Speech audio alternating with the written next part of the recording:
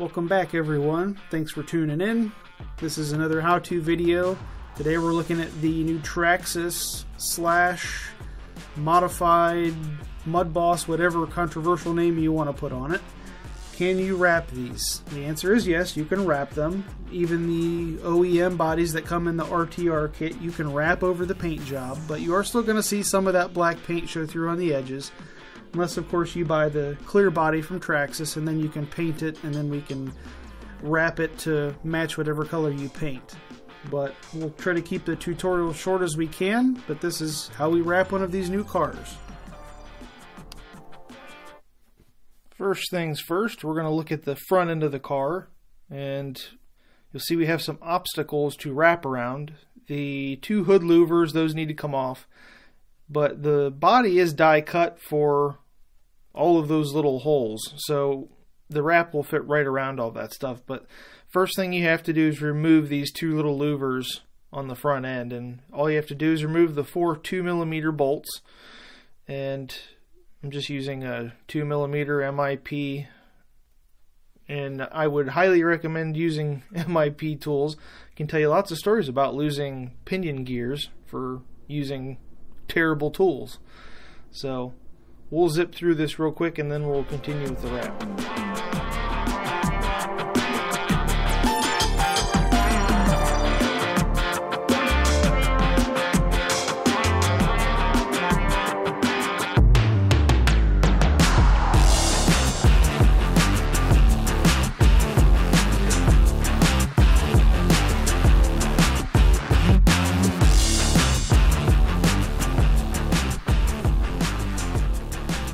Once your two bolts are removed, you can just pop the two hood louvers out and get those out of the way. Now, as far as the wrap goes, the best thing to do is try to line up a couple of the holes with the hood scoop line.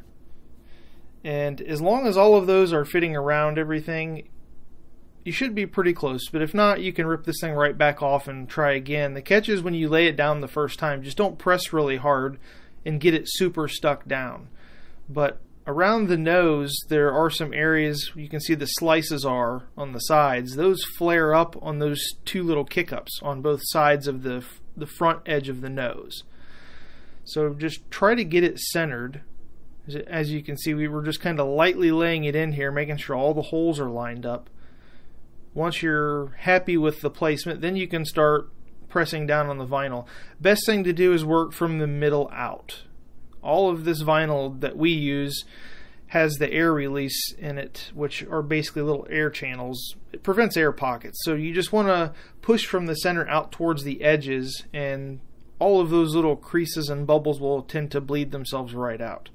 And then if you don't have a squeegee, you can just use the edge of your finger to get it down into those creases. Don't try to stretch it around creases. Try to use kind of the sharp part of your finger to get the vinyl fed into those edges, rather than trying to make a bridge between two humps and then just shove down in there, because that usually doesn't work very good. So you can see down here we're just working from the center out, and we can actually have some bubbles here, so if you get a really big air pocket, it's easy to just pull the stuff back up and then just lay it back down. You just kind of feed the vinyl down. You can see there's creases on both edges of those nose, so just using the edge of my fingernail here to drag down there, try to get it fed in, and just do the other side. You can kind of see in the glare there that a lot of those bubbles just work themselves right out. So work from the center out to the edges and you should be fine.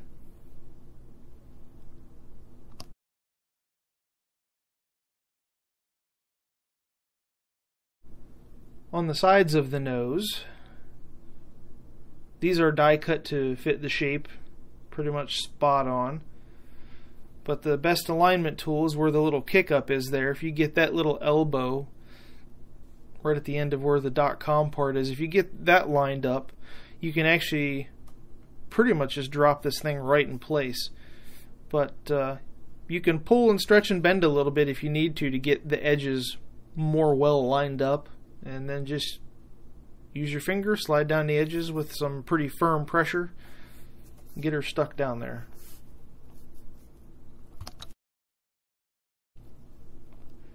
Now for the front edge of the deck here. These are also die cut pretty much right to the shape of that little pocket.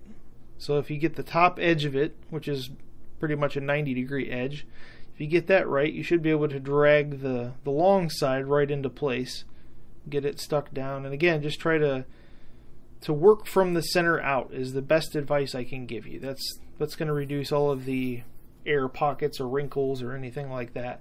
And if there's ever a case where you need something to stretch a little bit more to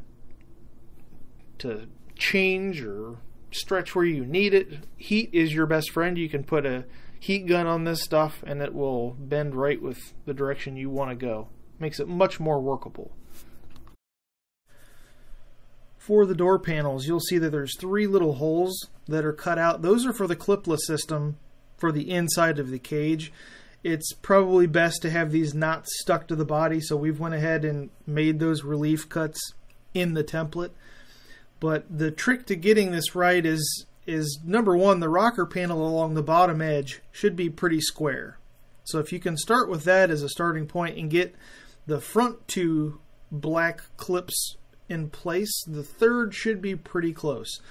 In this case, we just kind of got those 2 lined up and then manipulated and twisted the back end around to where it was lined up. And the material has enough give in it where you can work it a little even without heat. It's best to try to stretch without any heat, and then if you need to, you can persuade it a little bit by throwing some heat on it. But the hard part with the doors is the lower quarter panel is so flimsy that as you try to put pressure on it, it's easy to get wrinkles in the vinyl. So just keep that in mind. Try to actually, I was using my fingers behind the quarter panel so that as I'm pushing on it from the front side, keeps it a little flatter. But I recommend working from the bottom up to the top, because when you get up towards the sail panel, you want to work that around and it just kind of curls right around and then fits right onto the body where it's supposed to go. And like everything, if you make a mistake or it's off just a little bit and you want it right, just give it a little tug, rip it back off, and try again. As you can see, not too terribly tough. Getting to the roof panel here, there are 5 circles that are pre-cut out of that fit right around the existing cage bolts.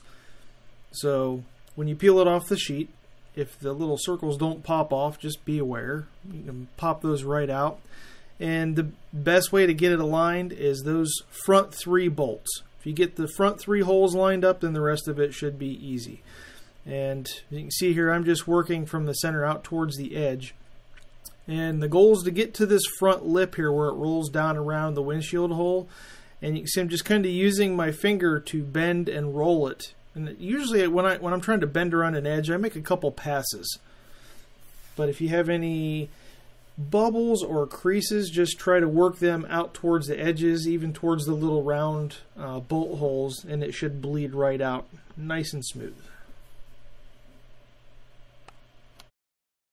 For the A pillar, B pillar, whatever pillar you want to call this, people call it different things, you just want to line up the 2 corners. There's a crease line that runs up on the bend of the pillar. If you line up those little corner marks in the center, you can just roll it right around. And just be aware, the real template that we're going to ship when we sell wraps will be a little bit bigger and will cover a little bit more of the inside part of the windshield.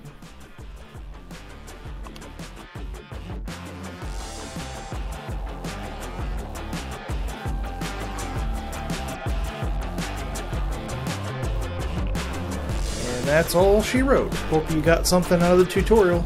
Take care, everybody.